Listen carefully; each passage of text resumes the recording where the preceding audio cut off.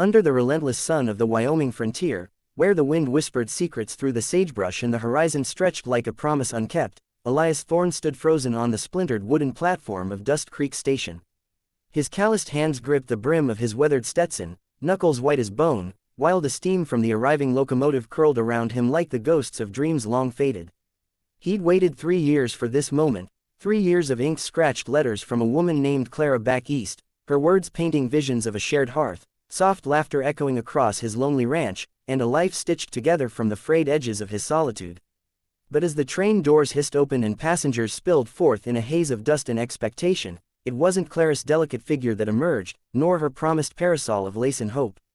Instead, a shadow stepped down, a woman clad in dust-caked leather chaps and a duster coat that hid the glint of twin Colt revolvers at her hips, her emerald eyes sharp as shattered glass, scanning the platform not with joy but with the feral caution of a cornered wolf. She was Riley Kane, an armed outlaw fleeing a bounty that stained the wanted posters from Texas to the Dakotas, and in that instant, as their gazes locked across the emptying train, Elias's world shattered like the crack of a rifle shot, leaving him to wonder if fate had delivered not his bride, but his undoing. If you believe in the quiet power of kindness and the redemptive grace of second chances, even in the wildest corners of the heart, hit that like button, drop a comment with your own story of unexpected turns, share this with someone who needs a reminder of love's stubborn persistence, and subscribe to Moments of Love for more tales that stir the soul. Your support keeps these stories alive, turning pixels into heartbeats. Elias Thorne had not always been a man carved from the unforgiving stone of the plains. Once, in the green hills of Kentucky, he'd been a boy with dreams as boundless as the bluegrass fields, racing bareback through meadows with his father's laughter trailing behind like a warm summer breeze. But the war had stolen that boy away, leaving in his wake a soldier haunted by the thunder of cannon fire and the hollow ache of burying brothers in unmarked graves. Returning to a homestead claimed by debt and despair, Elias had drifted westward, chasing the myth of reinvention in the vast, empty arms of Wyoming territory. There, on a patch of sun-baked earth he'd wrestled into a ranch with nothing but sweat and sheer will. He built a life from the bones of loss, a modest cabin with a sagging porch, a corral of sturdy mustangs, and fields that yielded just enough to keep starvation at bay. Yet the nights were the cruelest thieves, wrapping around him like barbed wire, where the silence amplified the echo of his loneliness, a void that no amount of hard labor could fill. It was in one such midnight vigil, porched with a lantern's flicker and a half-empty bottle of rye, that he'd answered an advertisement in the matrimonial news, a chance for companionship, for a partner in this solitary dance with the land. Clara's letters arrived like fragile birds, each one fluttering with promises of domestic warmth, recipes for cornbread that would melt on the tongue, tales of her skill with a needle to mend his torn shirts, visions of children with his strong jaw and her gentle eyes. Elias poured his replies onto paper with the same devotion he gave to breaking colts, his words rough-hewn but earnest, weaving a tapestry of hope that masked the scars beneath. He sold a prized mare to afford the train ticket, planted an extra row of wildflowers by the cabin door, and marked the days on a fence post until the calendar bled into this fateful afternoon. Now, as Riley Kane strode toward him with the purposeful gait of someone who'd outrun devils and dawn alike, Elias felt the fragile structure of his anticipation crumble, replaced by a storm of confusion and quiet fury that twisted in his chest like a knife. Riley Kane was no stranger to shattered promises, born in the shadow of the Rio Grande to a mother who'd sung Mexican lullabies over a campfire and a father who'd taught her to shoot before she could spell her name. She'd learned early that trust was a luxury afforded only to fools and the fortunate. Her life had been a whirlwind of border skirmishes and saloon brawls, where the line between survival and sin blurred like heat haze on the horizon. At 17, she'd fallen for a silver-tongued gambler who promised forever in the flicker of a lantern-lit cantina, only to wake to the sting of betrayal when he vanished with her savings in her heart, leaving her to fend for a ragtag band of orphans she'd half-adopted in a fit of reckless compassion. That wound had festered into a firestorm of vengeance, drawing her into the outlaw trade, rustling cattle under moonless skies, holding up stagecoaches with a bandana masking her fierce beauty, always one step ahead of the lawman who hunted her like a rabid dog.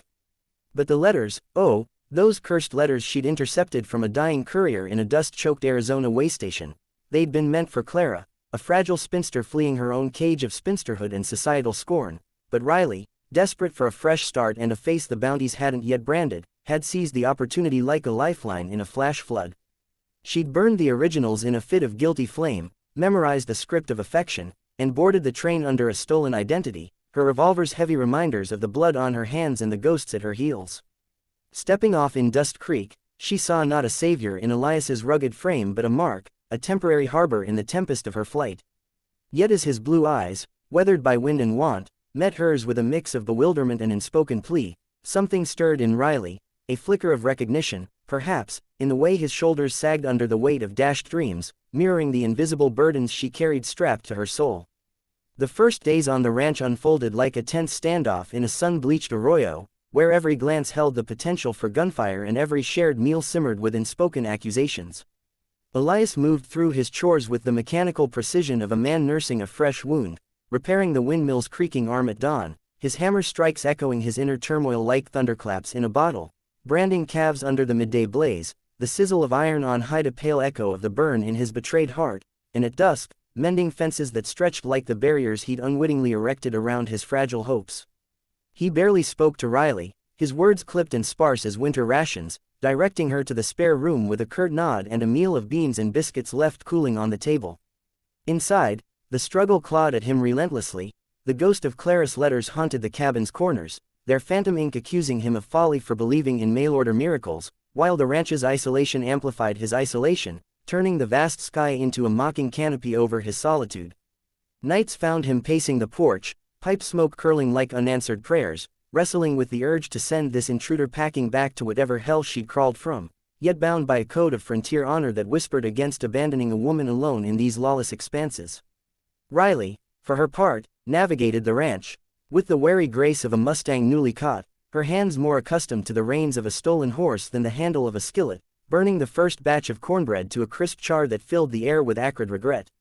She watched Elias from afar, noting the way his laughter had withered to a rare rumble, the lines etched around his eyes like canyons carved by unshed tears, and felt an unwelcome pang of empathy pierce her armored resolve.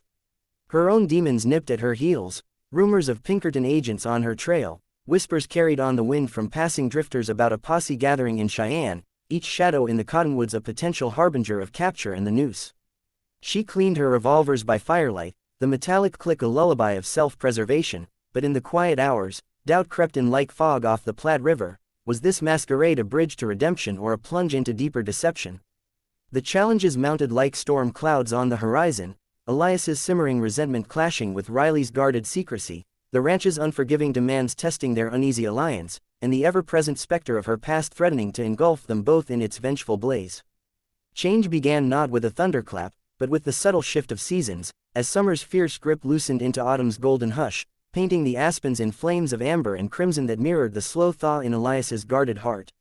It started with small acts, unbidden and unspoken, Riley rising before first light to wrestle the pump at the well, her strong arms hauling water for the troughs while Elias still slumbered, easing the burden of his dawn patrol, Elias leaving a wildflower, a defiant purple lupine plucked from the ridge, tucked into the brim of her hat during a fence-mending ride, a silent olive branch extended across the chasm of their famed courtship. As the days blurred into a rhythm of shared labor, vivid scenes etched themselves into the fabric of their fragile bond. A late September afternoon when a sudden squall trapped them in the hayloft, rain lashing the tin roof like a symphony of sorrow, forcing confessions to spill forth in the dim, dust-moted light, Elias admitting the war's lingering shadows that made him flinch at loud noises, Riley revealing fragments of her orphaned youth, the gambler's knife-twist betrayal that had forged her into steel. Their laughter emerged tentatively at first, sparked by Riley's clumsy attempts at quilting a blanket from Elias's threadbare shirts, her stitches crooked as a drunkard's path, only to bloom into full-throated mirth under the harvest moon, where they danced awkwardly to the phantom strains of a fiddler's tune, her calloused palm warm in his, the stars above winking approval on this improbable duet.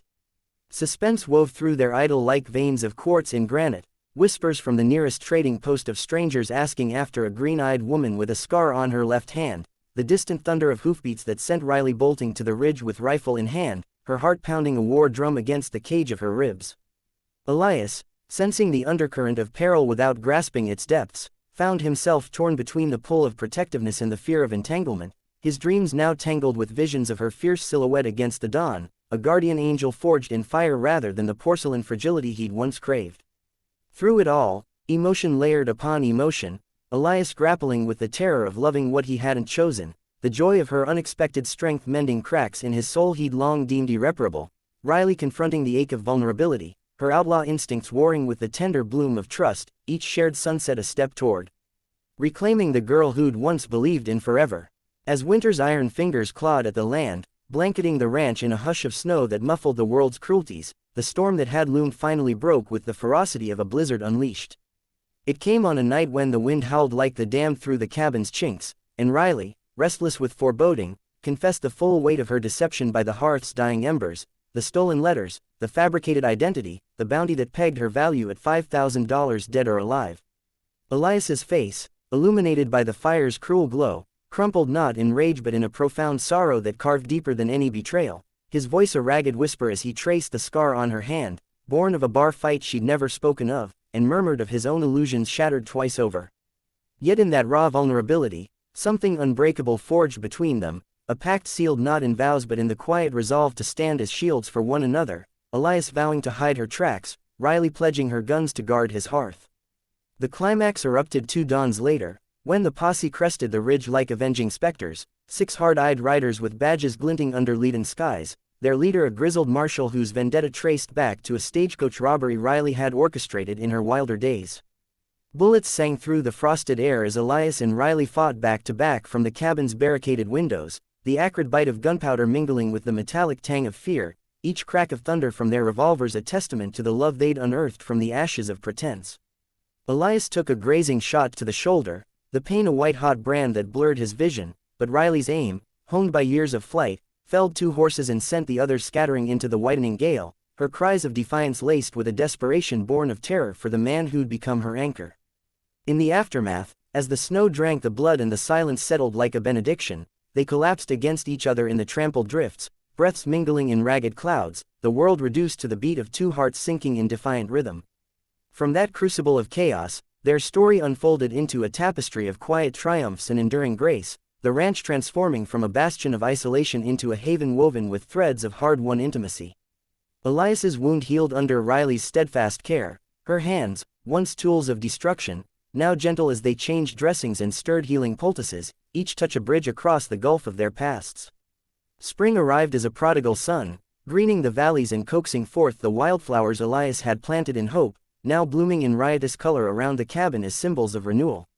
They married not in a church's pomp but under the ancient cottonwood by the creek, vows exchanged in the hush of birdsong and river murmur, Riley trading her duster for a simple calico dress that couldn't dim her wild spirit, Elias's ring on her finger a circle of gold mined from his own stubborn faith. Challenges lingered, of course, the law's long shadow requiring Riley to forge a new name from the embers of the old, Elias confronting the ranch's lean years with a partner's unyielding support, but they met them as one, her sharpshooting skills turning back rustlers who eyed their herd, his patient wisdom guiding her through the softer arts of hearth and harvest. Children came in time, first a boy with Elias's thoughtful gaze and Riley's unyielding chin, then a girl whose laughter pealed like the Liberty Bell across the plains, their family a living rebuke to the fates that had once conspired against them. Years folded upon themselves like the pages of a well-loved book, etching silver into Elias's hair and faint lines of joy around Riley's eyes, their love deepening into a river that carved canyons through the stone of adversity, proving that the heart's true north could be found not in the expected paths, but in the wild detours where courage met compassion. As the sun dipped low on that final evening of reflection, Elias and Riley sat on the porch swing they'd built together from barn oak, her head resting on his shoulder, his arm a steady anchor around her waist, watching their grandchildren chase fireflies in the twilight meadow. The world had changed around them, the railroad's iron veins pulsing life into the once forsaken frontier, towns swelling with promise, but their ranch remained a timeless sanctuary, a testament to the alchemy of second chances. In that moment, with the stars pricking the velvet sky like scattered diamonds, Elias turned to Riley, his voice roughened by time yet tender as spring rain, and whispered words that encapsulated their odyssey, that she'd not taken Clara's place, but claimed a space no letter could have mapped, filling the voids with a fierce, unyielding light. Riley, tears tracing silent paths down her cheeks, squeezed his hand, her outlaw heart finally at peace in the arms of the man who'd waited not just for a bride, but for the soul who would ride the tempests with him. And as the fireflies danced in luminous arcs, echoing the sparks that had ignited their improbable union, the story of the cowboy and his armed bride lingered in the air like a lullaby, a reminder that love, in its most profound guises, arrives not as a gentle knock, but as a storm that reshapes the soul.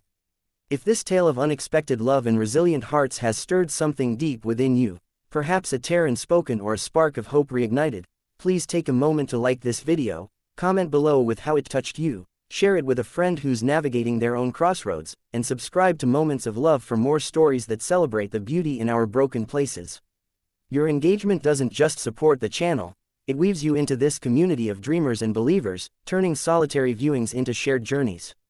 And before we fade to black, here's a special request. In the comments, share one line from your own life that echoes the theme of second chances. What unexpected arrival reshaped your path?